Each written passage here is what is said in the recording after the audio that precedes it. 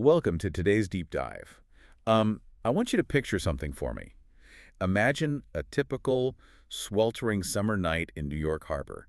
The year is 1916. So no air conditioning, people are sleeping with their windows wide open. Exactly. People are just trying to catch a breeze off the water. The harbor is relatively quiet.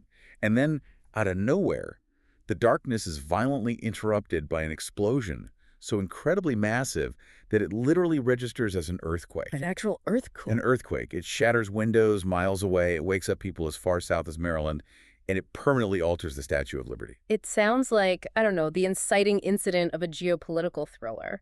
But it is entirely real. And looking at the broader scope of American history, it's astonishing how few people today even know it happened. Right. And for this deep dive, we're pulling from a fascinating, incredibly detailed Wikipedia article covering the 1916 Black Tom explosion.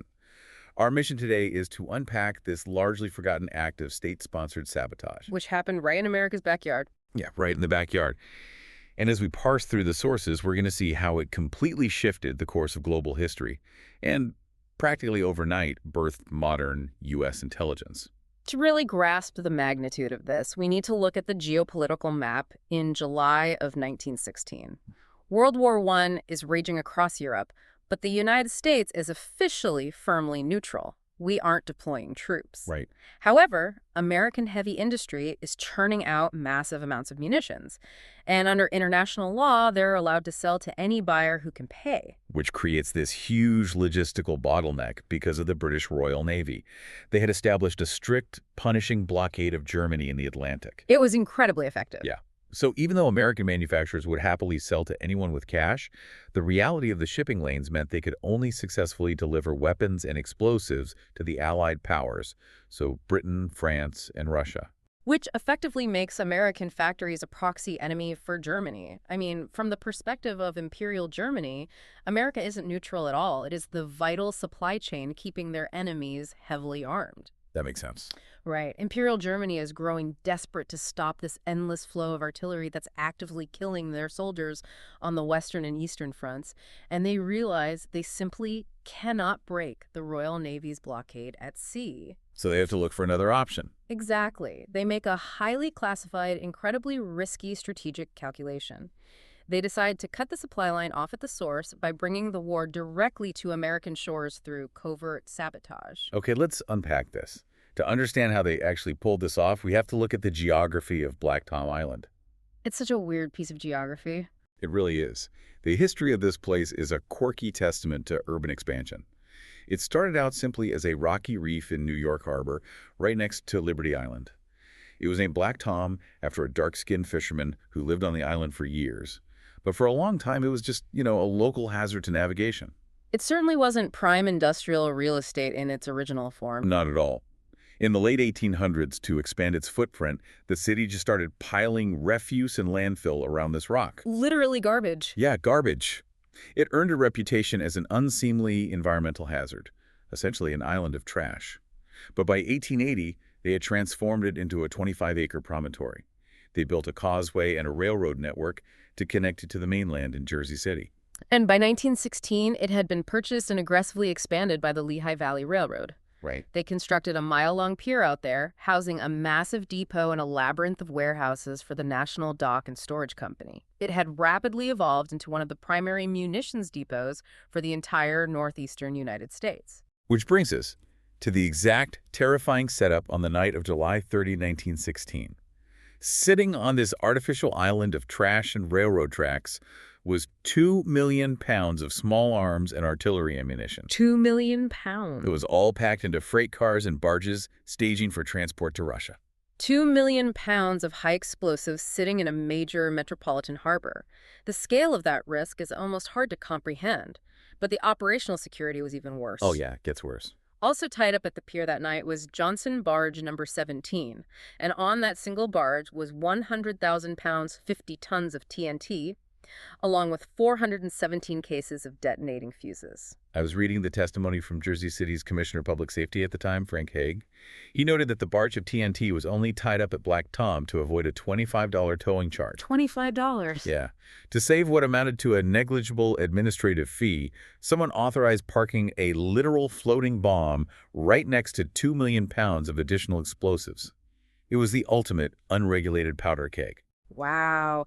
And the timeline of what happens next is chaotic but devastatingly precise. After midnight, a series of small fires are discovered burning on the pier. And people panic, obviously. Panic sets in immediately among the yard workers. Some of the guards, knowing exactly what is sitting in those train cars, flee for their lives. They understand the physics of what is about to happen. Naturally. But others actually stay and attempt to fight the fires. They eventually call the Jersey City Fire Department, but they are completely outmatched by the inferno. At exactly 2:08 a.m., the first colossal explosion hits. Right at the barge. Yes, the epicenter of that blast is right around that Johnson barge number 17 with the 50 tons of TNT. Then, roughly 30 minutes later at 2:40 a.m., a second, smaller explosion detonates. The concussive force traveling through the air and the ground was apocalyptic. We are talking about an artificial explosion that generated seismic waves equivalent to an earthquake measuring between 5.0 and 5.5 on the Richter scale. The destruction radiated outward for miles. The sensory details from the source material really paint a picture of sudden midnight terror. The stained glass windows in St. Patrick's Church were instantly destroyed. You had window panes blowing out in Times Square, which is pretty far away. Miles away in Manhattan. The outer wall of Jersey City's City Hall cracked from the pressure wave, and the Brooklyn Bridge physically shook. People in Maryland and Connecticut were jolted awake in their beds, entirely convinced they were experiencing a major tectonic event. Over on Ellis Island, the terrified immigrants who were in the middle of processing had to be emergency evacuated by ferry to Manhattan as debris rained down. And this detail is wild. A piece of flying shrapnel lodged itself into the clock tower of the Jersey Journal building in Journal Square, which is over a mile inland from the island. A full mile away. A full mile. It hit the clock face and froze the hands at exactly 2:12 a.m., creating this permanent, eerie monument to the exact moment the shockwave hit. We also have to look at the neighboring Statue of Liberty. Shrapnel violently pierced the copper plating of the statue's skirt and the raised torch. It caused about $100,000 in damage to the monument back then. Which was a fortune. A massive fortune. A fascinating historical byproduct of this is that the structural damage to the arm was so severe that the torch was closed to the public. Even after the massive 1984 restoration that completely replaced the torch, it remains inaccessible to tourists to this day. Incredible. We do have to solemnly note the human toll here, though. The official count lists at least 7 people who died, though historical consensus suggests it could have been more, given the transient nature of harbor workers. Definitely. The known casualties included a barge captain, 2 police officers, James F. Doherty of the Jersey City Police, and Joseph Layden, the Lehigh Valley Railroad Chief of Police. And tragically, a 10-week-old infant named Arthur Towson, who was thrown from his crib by the blast wave. It was a dark miracle. The death toll wasn't significantly higher, likely only because it happened at 2 in the morning on a Sunday when the industrial area was mostly empty. That saved a lot of lives. Absolutely. But the property damage was staggering. It was estimated at $20 million at the time. Adjusting for inflation to 2025, you were looking at over $590 million in sheer destruction. Over 100 railroad cars and 13 warehouses were completely vaporized. It left a crater 375 feet long and 175 feet wide in the harbor. Considering the sheer scale of this $500 million in damage, an island-leveled shrapnel embedded in a national monument, the immediate response from local and federal authorities is almost hard to wrap your head around. There was no immediate manhunt for international saboteurs. The initial reaction was deeply rooted in a pre-war paradigm. The local police theory was, you won't believe this, they blamed it on careless watchmen who had lit smudge pots. Smudge pots, haha. Yes. For context, smudge pots were essentially open buckets of burning oil used to create thick smoke to keep the notorious harbor mosquitoes away. So they blamed this on mosquito repellent. Authorities genuinely tried to blame one of the largest artificial explosions in human history on mismanaged mosquito repellent. Even President Woodrow Wilson brushed it off publicly, classifying it as a regrettable incident at a private railroad terminal. It highlights a profound innocence, or maybe just willful ignorance, about the realities of modern warfare crossing the Atlantic. But here's where it gets really interesting, because the truth was far more calculated. This was a highly coordinated espionage operation executed by German intelligence It operatives. was a sophisticated attack. We are talking about field agents like Kurt Janke and Lothar Witzke. This wasn't a rogue operation either. It was financed from the very top. The funding flowed from spy masters like Ambassador Count Johann Heinrich von Bernstorff, operating under diplomatic cover, and Captain Franz von Rintelen of German naval intelligence. The spycraft they deployed was remarkably sophisticated, bridging the gap between chemistry and covert action. They utilized incendiary devices known as cigar bombs, developed by a German chemist named Dr. Walter Scheel. Cigar bombs. Yeah, and these weren't cartoonish ticking time bombs. A cigar bomb was a hollow lead tube divided internally by a thin copper disc. On one side of the disc, they placed picric acid, and on the other, sulfuric acid. Oh, wow. When activated, the sulfuric acid would slowly, silently eat through the copper barrier. The thickness of the copper determined the delay.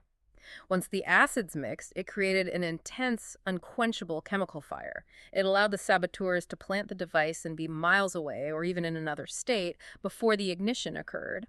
And the German agents didn't even have to risk planting the devices themselves. Right. Because they had a massive slush fund of cash, they simply found a patsy who already had access to the waterfront. They needed an insider. Right. They bribed Michael Kristoff, a 23-year-old Slovak immigrant and former U.S. Army soldier. He is the one believed to have actually slipped onto the pier and secreted those cigar bombs among the munitions cars. As the Directorate of Naval Intelligence eventually took over the investigation, they uncovered a surprisingly broad network of associations. The findings indicated that German agents had established contacts with members of Clan na Gael, an Irish Republican organization. Interesting. In the context of 1916, Irish Republicans viewed the British Empire as their primary oppressor, making a covert alliance with Germany a strategic enemy of my enemy maneuver. The investigation also found ties to certain labor organizations.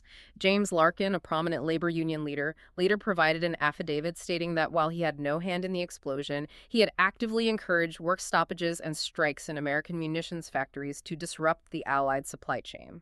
It's important to just report these links objectively as part of the historical record. Those interconnected factions really paint a picture of a highly volatile political landscape, where foreign operatives were actively searching for any domestic grievance they could weaponize. Exactly. We aren't taking any sides on those historical tensions, just noting how intelligence operatives tried to exploit them. Right. But digging into the source material, what's glaring is the massive structural flaw in the United States government. In 1916, America did not have a formal national intelligence service. Nothing. No FBI, no CIA. No centralized apparatus to track foreign operatives at all. What's fascinating here is that they were entirely legally blind. Beyond having no central intelligence agency and virtually no communications security, the United States had no federal laws forbidding espionage or sabotage during peacetime. That is wild to think about today. Because the country was not officially at war, there was no legal framework to prosecute foreign spies, even if local police stumbled upon them. The nation was a sitting duck for international sabotage, attempting to police a shadow war using municipal trespassing and arson statutes. Which means Black Tom wasn't just an explosion. It was the violent death of American isolationism. So what does this all mean? It forced a fundamental shift in how the nation viewed its borders and its legal vulnerabilities. It acted as a massive catalyst for American public opinion. Up until that night, a significant portion of the country wanted absolutely nothing to do with Europe's war. But this attack demonstrated that the oceans were no longer a sufficient shield. It directly paved the way for the United States to formally enter World War I just months later, in April 1917. It also triggered a frantic restructuring of domestic security. The glaring lack of legal authority to stop these agents led directly to the passage of the Espionage Act in late 1917. Arthur Woods, the police commissioner of New York at the time, articulated the new reality perfectly. He argued that the lessons were clear as day, stating, "We must not again be caught napping with no adequate national intelligence organization." Caught napping. Yeah, that specific mindset shift, trading a degree of open society innocence for organized surveillance, is the absolute bedrock of the modern U.S. intelligence community. And that psychological shift had ripple effects that stretched decades into the future, particularly within the executive branch.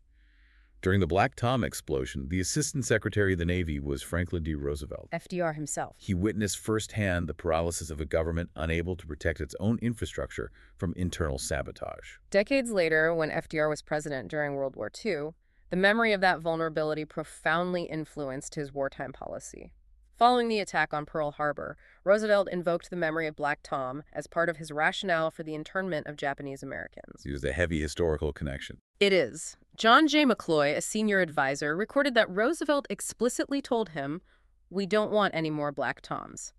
Again, reporting this impartially as historical fact, it is a stark example of how the trauma of a 1916 security failure directly informed executive decision-making and the suspension of civil liberties during a new crisis in 1941. You mentioned John J. McCloy, and that bridges us into the legal aftermath, which is frankly one of the most astonishing protracted lawsuits in global history. Yeah. The blast radius of Black Tom kept expanding through the courts. Initially, the Russian government sued the Lehigh Valley Railroad, arguing that the lack of gates and security lighting caused the destruction of their purchased ammunition. But the true geopolitical legal battle was the railroad pursuing Imperial Germany for damages.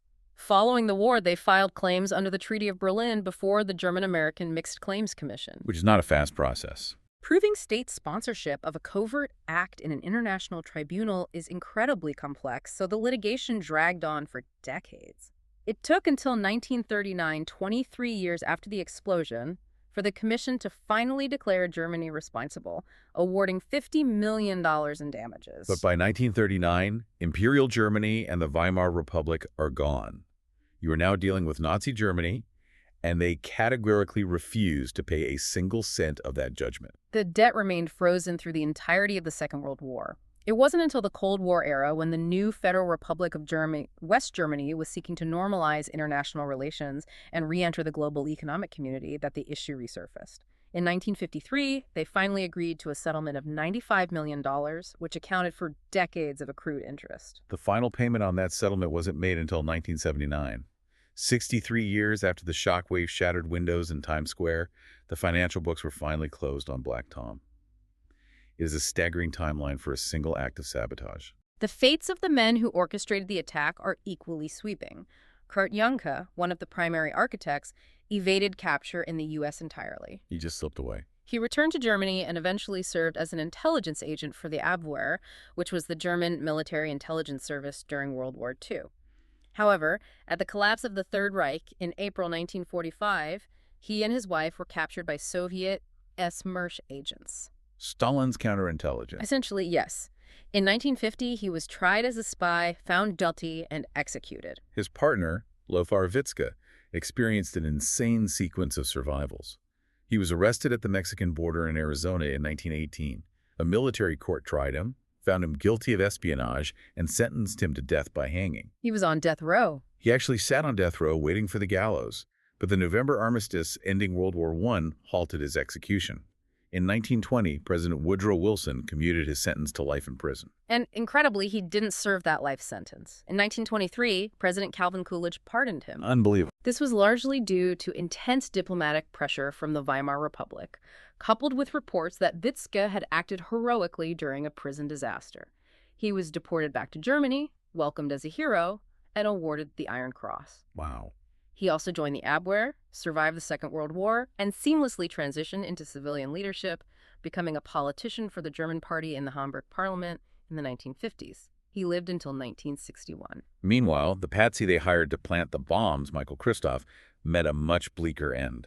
He was picked up early on by Jersey City police, but because they lacked the evidence and the federal espionage laws to hold him, he was released.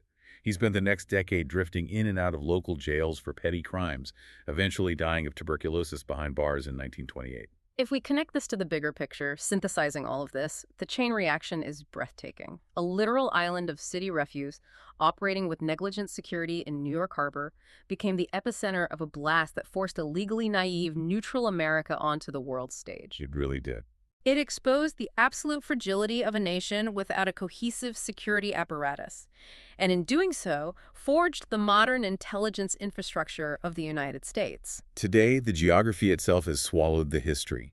Landfill projects eventually connected Black Tom entirely to the mainland, and it is now part of Liberty State Park in New Jersey. If you walk to the southeastern corner, at the end of Morris Payson Drive, there is merely a plaque and a circle of U.S. flags marking the spot where 2 million pounds of munitions detonated. There's a stained glass window in a local Catholic church with Polish text memorializing the victims, but otherwise the landscape offers almost no clues to the violence of 1916.